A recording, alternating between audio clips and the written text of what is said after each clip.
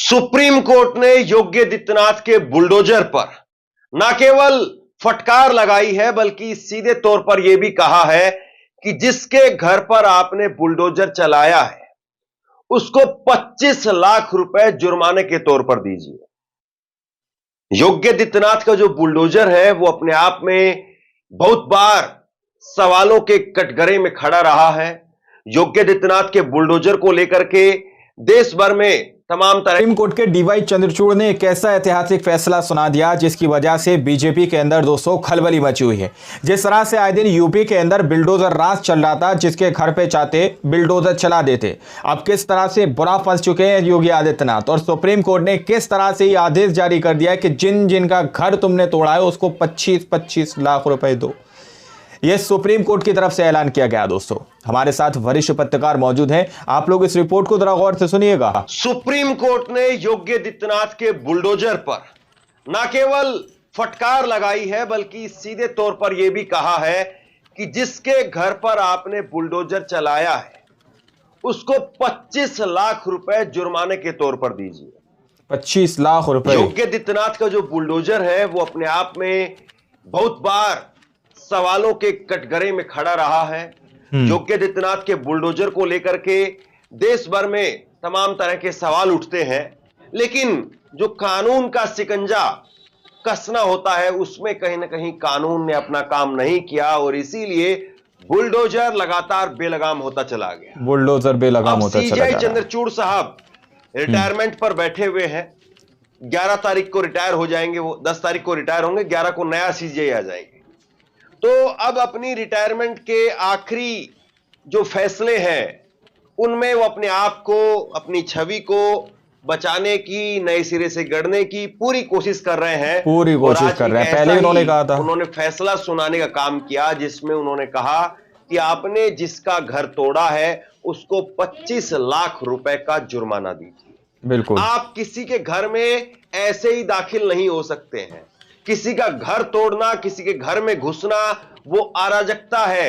ये सीजीआई चंद्रचूड़ और उनके साथ में 2 जजों की और बेंच, टोटल 3 जजों की बेंच थी सुप्रीम कोर्ट की, और 3 जजों की बेंच ने आज ये फैसला सुनाने का काम किया। जिसके घर पर बुलडोजर चलाया उसे 25 लाख रुपए दीजिए, योगी सरकार को सुप्रीम कोर्ट का आदेश।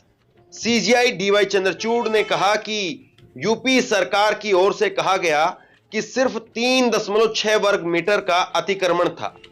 आपकी ओर से इसका कोई प्रमाण नहीं दिया गया।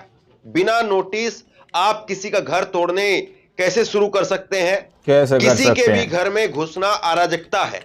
आप पीड़ित को 25 लाख रुपए का मुआवजा दीजिए। सुप्रीम कोर्ट ने बुलडोजर एक्शन को लेकर के नाराजगी जाहिर की। उत्तर प्रदेश में बुलडोजर एक्शन को लेकर के सुप्रीम कोर्ट ने बड़ा फैसला सुनाया। कोर्ट ने यूपी सरकार को आदेश दिया है कि बुलडोजर से जिसका घर तोड़ा गया उसे 25 लाख रुपए का मुआवजा दिया जाए। इस मामले में सीजीआई ने कहा कि घर तोड़ने में किसी प्रक्रिया का पालन नहीं किया गया। खुद सरकार की ओर से हलफनामा देकर के कहा गया कि इस मामले में कोई नोटिस जारी नहीं किया गया। देखिए, सबसे बड़ी बात यह है, और यह बात खास तौर पर अधिकारियों को, पुलिस के अधिकारी हों या फिर जो निगम के अधिकारी हैं वो हैं, उनको बड़ा गौर से देखना चाहिए। जब सरकार फंसती है ना, जब किसी की भी गर्दन फंसती है तो अपने ऊपर कोई बोझ नहीं लेता है। सरकार ने भी इस मामले में अपने हाथ खड़े कर दिए। सरकार ने कह दिया कि हमने कोई नोटिस जारी नहीं किया था। मतलब अब जिन्होंने घर तोड़ा वो सरकार के अधिकारी हैं, कोई जापान अमेरिका से तो आए नहीं। जिन्होंने घर तोड़ा अब ये सीधा उनके ऊपर आकर के गिर गया है।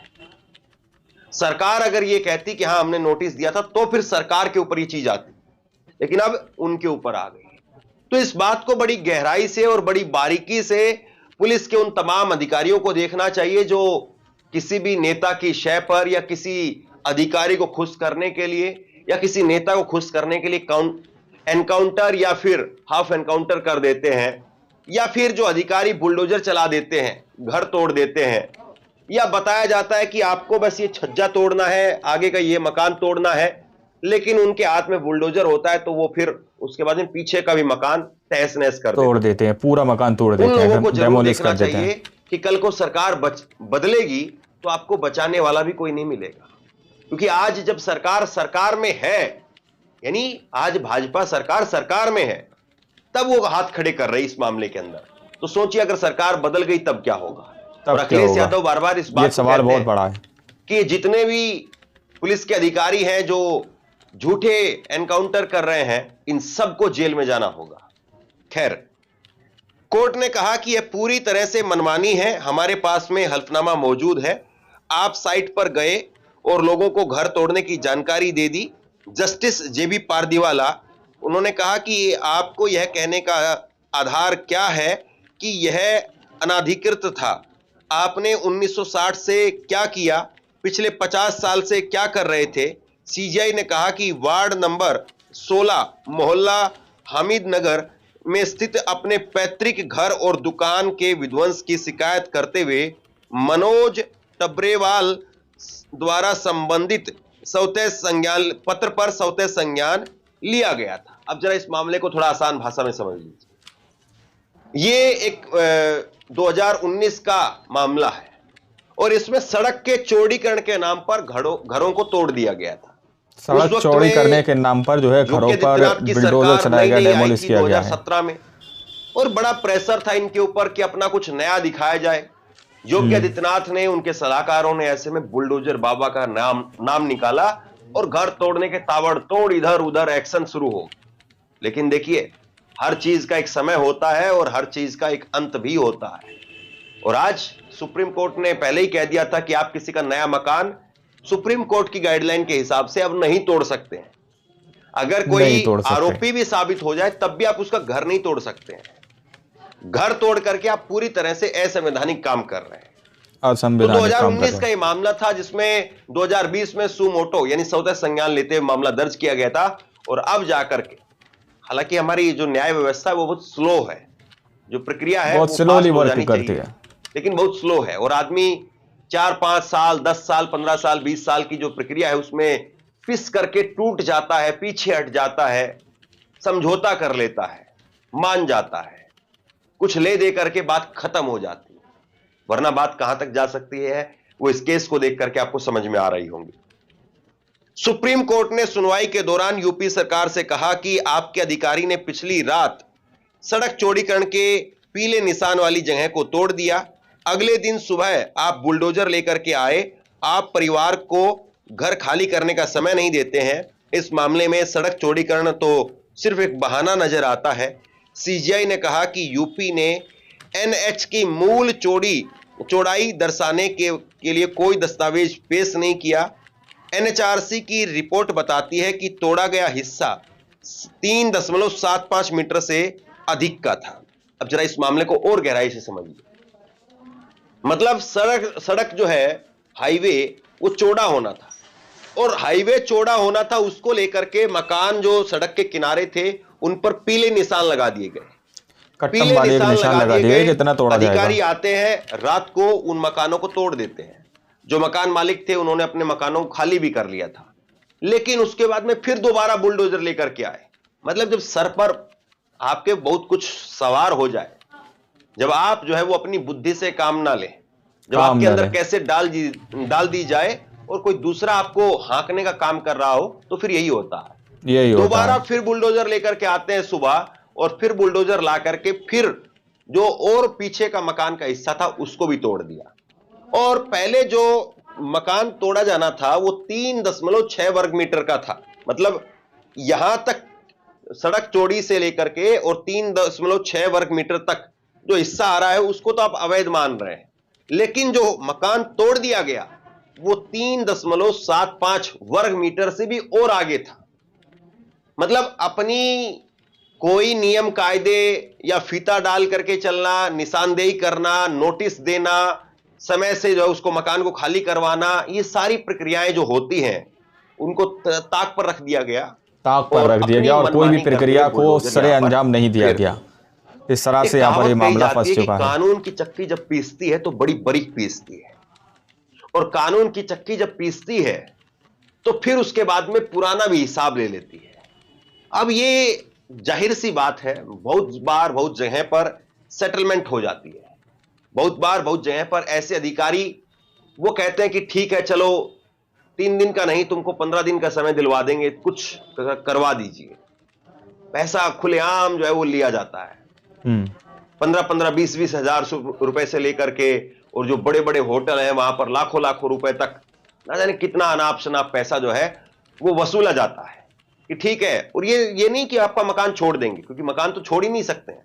बस ये है कि बुलडोजर कल सुबह चलना है, उसमें आपको 10 दिन का समय और मिल जाएगा, सामान निकाल लीजिए, खाली कर लीजिए। इस बात के लिए 2-2 लाख रुपए, 5-5 लाख रुपए, 10-10 लाख रुपए मकान के हिसाब से, दुकान के हिसाब से उठाए जाते हैं। लेकिन साहब जब चक्की पिसती है तो बहुत बारीक पिसती है। अब केवल ये 25 लाख की बात नहीं है। आप कहेंगे कि ठीक है, जिन लोगों ने इतने लाखों करोड़ रुपए कमाए हैं, 25 लाख रुपए दे भी देंगे तो क्या फर्क पड़ेगा। सही बात है, लेकिन कानून कुछ और भी कहता है। कानून ये भी कहता है कि जिसकी वर्दी पर एक बार जब दाग लग जाता है तो उसके आगे फिर प्रमोशन रुक जाती है, उसका नाम खराब हो जाता है, बट्टा लग जाता है। और फिर एक ये भी कहा जाता है कि एक को थप्पड़ मारो तो 10 चौकन्ने हो जाते हैं। तो आप लोगों ने इस वीडियो को शुरू से आखिर तक देखा। वीडियो के अंदर साफ तौर पर बताया गया, क्योंकि डीवाई चंद्रचूड़ ने पहले ही, सुप्रीम कोर्ट के डीवाई चंद्रचूड़ ने पहले ही इस बात के संकेत दिए थे, और उन्होंने कहा था कि मैं रिटायर होने जा रहा हूं और मैं चाहता हूं कुछ ऐसे फैसले यहां पर देकर जाऊं ताकि मुझे इतिहास में याद किया जाए। तो डीवाई चंद्रचूड़ ने कहा है कि ये जो अब bulldozer action CM Yogi Adityanath की तरफ से लिया जा रहा है यूपी के अंदर, ये कहीं भी अब उनको 25-25 लाख रुपए दिए जाएंगे। जरा सोचिए, वही घर क्यों चिन्हित किए जाते हैं जो जहां पर किसी तरीके का माहौल बिगड़ा हो या फिर किसी तरीके का वहां पर कोई काम किया गया हो, उन घरों को अतिक्रमण के नाम पर चिन्हित किया जाता है और फिर उनके घरों को तोड़ दिया जाता है कि रोड चौड़ा होगा दोस्तों।